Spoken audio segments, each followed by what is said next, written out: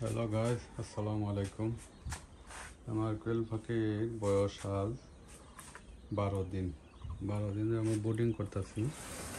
10 দিন করলেই না, তারপরে দু একদিন যা ঠান্ডার সিজন বলতে দু একদিনের ভিতরে একটু একটু ঠান্ডা পড়ছে।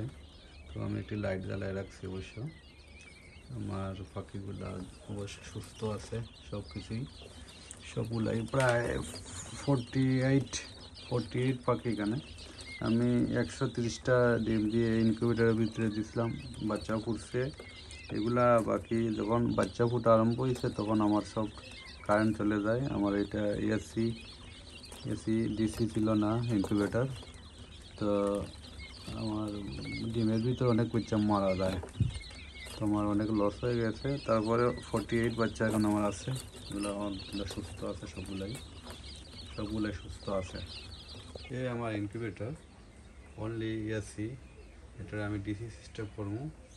ডিসি সিস্টেম করার পরে আমি এটা দিয়ে বাচ্চা ফুটাবো। এবার আমি আপাতত এখানে রাখছি, এখানে এটারে যখন আমার এটা ডিসি সিস্টেম করবো, ব্যাটারি একটা আনবো, ডিসি সিস্টেম করে আমি বাচ্চা বসাবো ইনশাল্লাহ। আমার পাখিগুলা আমার ডিমের পাখি আলহামদুলিল্লাহ সুস্থ আছে, দোয়া করবেন সবাই। ওকে। আর বুডিং সিস্টেম করছে, এটা একটা পানির ড্রাম ছিল, গাজি পানির ট্যাঙ্ক ছিল। তো এটা ওকে হয়ে গেছে, পরে আমি এটা কাটিং করে আমি আধা অর্ধেক দিয়ে আমি বুটিং সিস্টেম বানাইছি। আর অর্ধেক এখানে অর্ধেক আছে।